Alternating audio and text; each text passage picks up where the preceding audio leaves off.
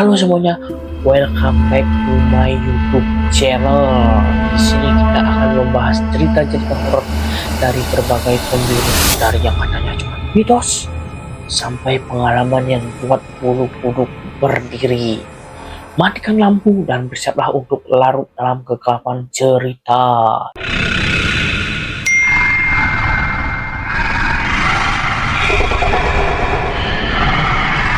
Oke, sebelum lanjut ke cerita selanjutnya, jangan lupa like, komen, dan subscribe ya guys. Jika kalian suka channel ini, channel membahas perhororan dan kejanggalan-kejanggalan yang ada di masyarakat. Yuk kita lanjut ke ceritanya. Gue mau cerita soal pendakian paling aneh sekaligus paling serem yang pernah gue alamin guys. Kenalin, nama gue Raka. Gue sering naik gunung, tapi kejadian ini beda. Ini bukan cuma horor, soal kesasar atau cuaca buruk. Ini semua soal sesuatu yang gak kelihatan tapi nyata. Kejadiannya sekitar 2 tahun lalu, gue naik bareng 3 temen gue. Yang pertama ada Nando, Bayu, dan Vika. Gunungnya gak usah gue sebut. Bukan karena rahasia, tapi karena bahkan warga sekitar gak pernah mau nyebut namanya dengan jelas. Cuma dibilang gunung itu atau puncak sunyi. Kami naik hari Jumat sore ya guys ya, telat karena kerjaan si Pika molor. Harusnya kami berangkat pagi tapi baru mulai nanjak jam 4 sore. Jalur awal masih ramah guys, meskipun kabut turun cepet banget dan anehnya hampir nggak ada pendaki lain. Ayu sempat bilang, kok sepi ya, weekend gini biasanya rame. Nah, Nandulah di sana nyaut, mungkin kita aja yang telat.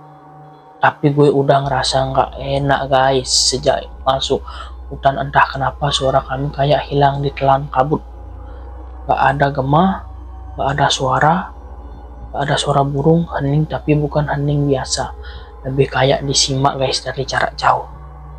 Nah, kami terus sampai jalan jam 7, malam udah gelap. Kami putuskan buka tenda di tanah datar dekat pohon besar. Pas lagi masak mie, tiba-tiba Pika bilang, kalian dengar nggak suara itu? Kami diam guys. Lalu ada suara gamelan halus dari jauh tapi jelas. Gue pikir mungkin ada desa di bawah, tapi Bayu langsung bilang, loh, kita kan di ketinggian 1700. Desa terakhir aja udah jauh dari bawah. Nah, Nando cengar-cengir, ya elah paling cuma halusinasi capek. Tapi malam itu nggak ada dari kami yang bisa tidur guys. Sekitar jam 1 pagi gue dengar suara langkah dari luar tenda guys. Pelan, teratur. Gue kira binatang. Tapi suara itu muter-muter keliling tenda seperti ngelilingi kami. Gue bangun dan bangunin Bayu. Bro, lu dengar nggak? Bayu langsung siaga. Ya buka resleting tenda dikit. Tapi di luar kosong guys. Kabut tebal, jarak pandang 2 meter. Lalu kami bersuara itu lagi. Kami lebih dekat. Kleneng, kleneng. Suara semacam lonceng kecil. Pika mulai nangis pelan. Nando nempelin senter ke arah suara. Tapi cuma ada pantulan kabut. Sampai akhir kami lihat bayangan. Di balik kabut samar. Tinggi jalannya pelan-pelan dan di belakangnya ada 2 bayangan kecil. Berani kalian guys. Bayu pelan-pelan nutup resleting. Jangan keluar, jangan bersuara, kata si Bayu guys. Tapi semua tiarap. Dengar suara langkah mereka semakin dekat sampai akhirnya berhenti tempat di depan tenda. Dan gue denger bisikan guys ya. Dengan jelas kata-katanya. Tapi nadanya kayak ngajak seperti ikutlah, ikutlah. Kami semua terdiam sampai subuh. Dan begitu matahari mulai nongol, suara itu hilang guys. Kemudian pagi itu kami langsung beres-beres. Tapi sebelum jalan ada kejadian aneh guys. Di belakang pohon besar tempat kami camp ada bekas dupa yang baru padam guys ya. Dan setangkai bunga melati masih segar. Nando pun nyoba bercanda, wah ada yang sembahyang tengah malam. Tapi Bayu kelihatan pucat, ini bukan buat manusia. Kemudian kami lanjut naik jalur makin curam dan kabut masih setia, tapi sekitar jam 11 siang guys ya, kami ketemu papan kayu tua, isinya dilarang melanjutkan setelah batas ini. Kemudian papan itu jatuh, kayak nggak ada yang lewat, tapi Nando tetap jalan duluan. Vika ragu, gue juga ragu guys, tapi cuma bilang udah cepet naik, nanti turun sebelum maghrib. Kami lewati batas itu, jalurnya lebih sempit, pepohonan lebih rapat, dan bau tanah beda, lebih basah, lebih asam. Sampai akhirnya kami sampai di sebuah lapangan terbuka kecil, di tengahnya ada batu besar dan belakangnya semacam pondok kayu reot. Dan dari dalam pondok itu, kalian tahu ada apa? Ada asap keluar perlahan guys. Pondok itu kelihatan rapuh, kayunya sudah tua, beratap hijau, dindingnya bolong bu. Tapi ada asap keluar celahnya. Kami berdiri sejauh 10 meter, gak berani dekat. Tiba-tiba pintunya bergerak, kebuka sedikit, tapi gak ada siapapun. Vika mulai gemeteran guys di sana. Gue udah tahu ke situ. Bayu narik tangan Nando, jangan iseng. Tapi Nando udah jalan ke depan. Dia nyoba ngintip ke dalam, dan saat dia buka itu guys, pintunya lebar-lebar. Kami semua lihat di dalam pondok ada sesajen. Bukan sesajen biasa. Ada kepala ayam, nasi kuning, dan foto 4 orang kami. Dan foto kami ada di sana berempat ya guys ya. Langsung kami tarik Nando mundur. Gua sendiri hampir muntah. Gimana bisa ada foto kami di tempat kayak gitu? Baru kemarin kami naik dan gak ada yang kami kasih foto. Kemudian Bayu bilang, kita turun sekarang. Turun sekarang juga. Tapi langit mendadak gelap. Padahal baru jam 2 siang. Dan dari balik pondok itu muncul suatu sosok guys. Tahu sosok apa?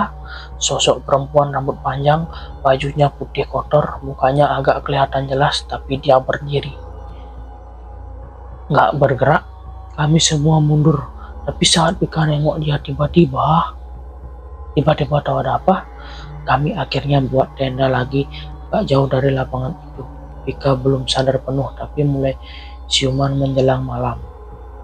Dia cuma bilang, dia ngeliatin gue, mukanya bukan muka kosong. Nah, kemudian malam itu lebih parah dari sebelumnya. Angin kencang di sana guys. Kabut makin tebal dan suara gamelan itu muncul lagi. Kali ini lebih dekat. Gue, Bayu, dan Nando gak bisa tidur. Kami duduk bertiga sambil jagain si Vika yang masih lemas guys di gunung itu. Dan sekitar jam 2 pagi, ada yang jalan di luar tenda. Gue matiin senter, Bayu tahan napas. Nando buka sedikit resleting tenda lalu berbisik kepada Raka, mereka datang lagi. Bayu berbisik 3 orang. Gue jawab, gue cuma bisa ngeliatin bayangan kaki dari luar tenda. Mereka diam, gak bergerak, cuma berdiri nunggu. Nando buka sedikit resleting saat itu guys. Dia langsung mundur panik dan nutup lagi. Nah, saat itu mereka gak punya wajah. Katanya mukanya kayak kabut kosong. Vika mulai terisak. Gue pegang parang. Saat itu gue pegang parang ya guys ya. Salah satu sosok itu nunduk tangannya masuk ke dalam tenda. Gue nusuk dengan parang, tapi rasanya kayak nusuk asap. Gak ada daging, tapi tangannya langsung narik diri sendiri. Mereka hilang. Tapi kami tahu mereka belum pergi. Tapi pagi harinya kami siap turun menggunakan jalur semalam yang kami lewati guys. Kami nyasar balik-balik ke lapangan yang sama. Bayu akhirnya bilang, kita harusnya minta izin. Kami tuang air ke tanah, berdoa minta maaf, lalu dari balik kabut muncul jalan kecil guys. Saat itu ya guys ya, kami ikuti sampai kami tiba di sebuah gerbang batu, buah ukiran raksasa, di atasnya tersenyum bengis, dan Nando bilang, ini bukan tempat biasa. Kemudian kami mulai masuk ke udara itu berubah guys, sunyi hidup. Di sepanjang jalur ada patung-patung wajah manusia, semuanya tersenyum. Kami berhenti di patung itu menghadap ke kami. Kami lari sampai masuk ke lorong akar gelap, guys. Lorongnya itu agak panjang ya guys ya, dan suara muncul dari dalam. Pertama suara tangisan, suara tawa, bahkan suara kami sendiri minta tolong. Kami keluar satu persatu, tapi Nando gak keluar dia guys. Kami tunggu tapi dia gak pernah muncul. Mana itu guys? Kami bertiga sampai di dusun tua. Ada nenek yang kasih kami topeng dan kain hitam saat itu. Kata nenek itu, kalau ingin pulang pakai ini. Jangan lepas sampai suara gamelan berhenti. Itu kata nenek-nenek itu guys. Kami jalan lanjut, lihat arak-arakan sosok tinggi bertanduk bermata banyak tersenyum. Vika buka topengnya dan tertawa-tawa sambil nangis. Wah, Vika emang gak ngerti gini dia guys. Kami paksa dia jalan. Kami keluar dari pos pendakian, Pak Gino cuma bilang, 3 turun tapi tidak semua kembali. Vika sekarang bukan Vika yang dulu. Kadang dia tertawa sendiri, kadang nyanyi. Dia mendengar suara gamelan malam-malam guys. Dan kadang di malam yang hening ini guys, gue masih dengar suara gamelan itu. Kemudian, kalau suatu hari kamu mendengar suara gamelan itu, jangan ikuti, karena mereka masih ingat kamu guys. Oke, bagaimana dengan cerita horor tadi guys yang saya ceritakan tadi? Apakah kalian suka dengan channel-channel seperti ini? Jangan lupa like, comment, and subscribe.